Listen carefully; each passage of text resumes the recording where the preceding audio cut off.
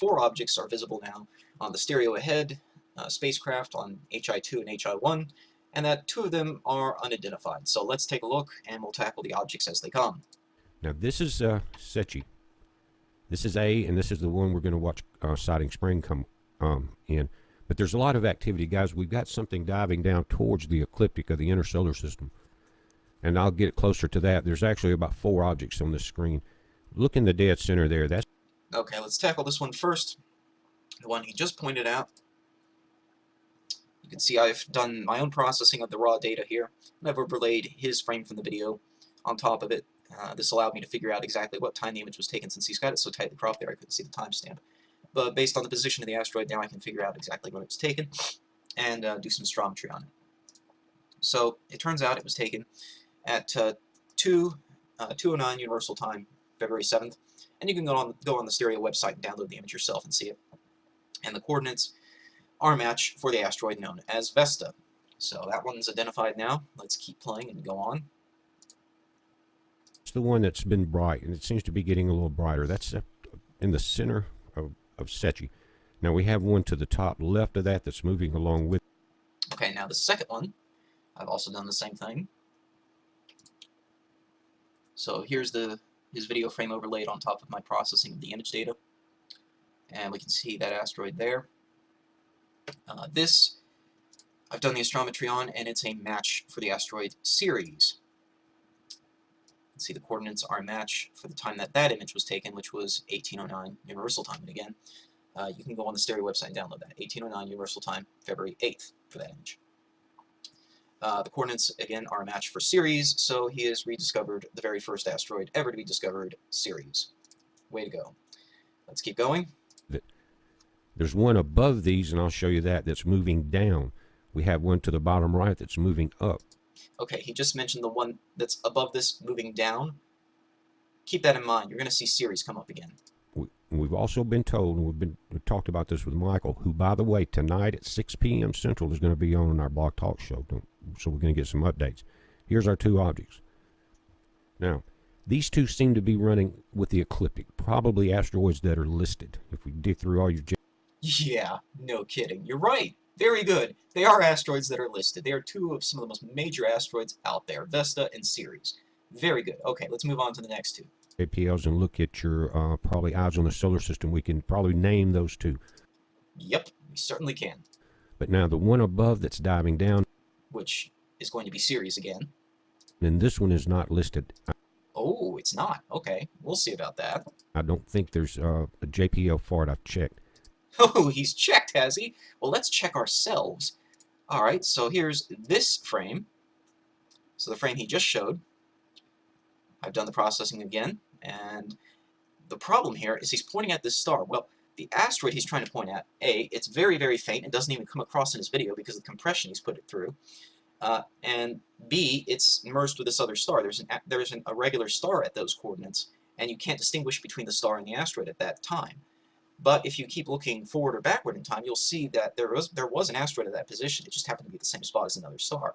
So in order to do precise astrometry on it, I've taken an image 8 hours later where it was separated from that star, and you can see it blink to the left. If you watch where that arrow is pointing, and then watch my animation, you'll see the asteroid blink on and off just to the left of that star he's pointing at.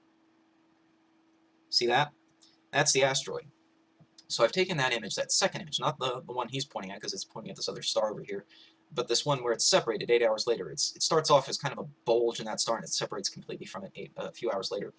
I've taken that second image for astrometry and measured the coordinates. And it turns out it's a match for another asteroid, Pallas, another major asteroid. You can see the coordinates are matched. This image that I've done astrometry on was taken at 1809 Universal Time, February 8th. And again, you can go on the Stereo website and download the data. I'd recommend downloading the raw data and processing it yourself for maximum quality. You get some of the fainter stars you can't see in the more highly processed and automated versions that you see in his video. And indeed, this is a known asteroid, and it's definitely on there on JPL. There's nothing mysterious about it, despite what he says. Don't trust this guy. Let's move on. This one has an upward motion.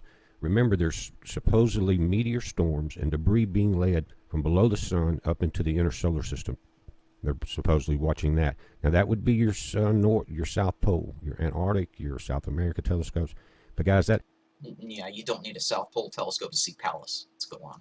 when you see an object like this, that's not a comet, that doesn't have a tail. Either it could be a comet, but it would have to be so far away from the sun that it has not created any comma or anything around it yet, any tail. But it's large. That's my point. There's 4 stars there you see in that line, and it's at the bottom of that star there. It's moving to the left. I know it's hard to see, but they're here, and it's moving up into the ecliptic.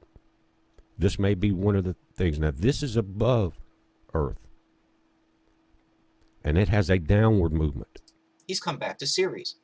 See this? See this little triangle here? It's pretty distinctive. If you go back, you'll see it's the same thing as before. It's Ceres again. He's pointing it out again, as if it were a new object.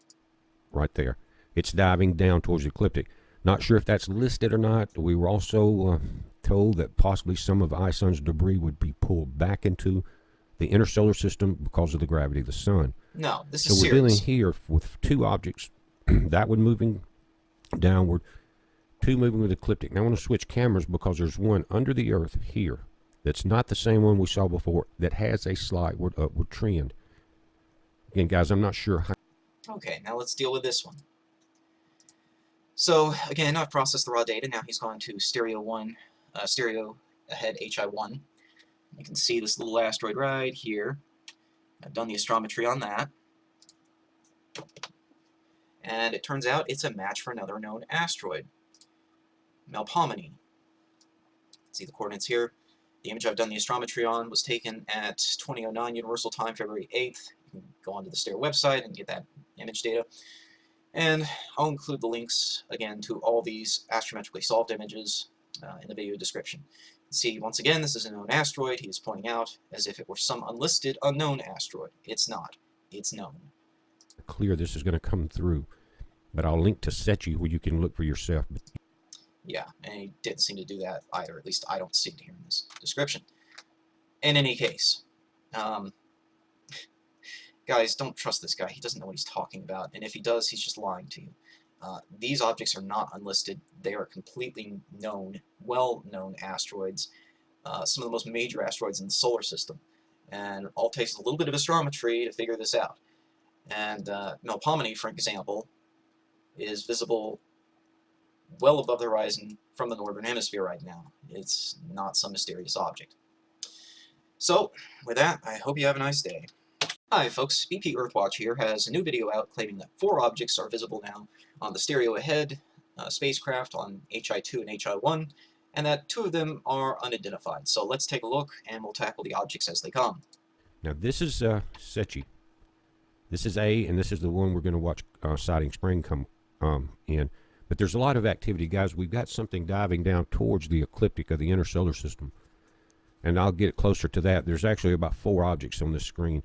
Look in the dead center there. That's Okay, let's tackle this one first. The one he just pointed out. You can see I've done my own processing of the raw data here, and I've overlaid his frame from the video on top of it. This allowed me to figure out exactly what time the image was taken, since he's got it so tightly cropped there I couldn't see the timestamp. But based on the position of the asteroid now I can figure out exactly when it was taken and do some astrometry on it. So it turns out it was taken at 2:09 Universal Time, February 7th, and you can go on the Stereo website and download the image yourself and see it. And the coordinates are a match for the asteroid known as Vesta.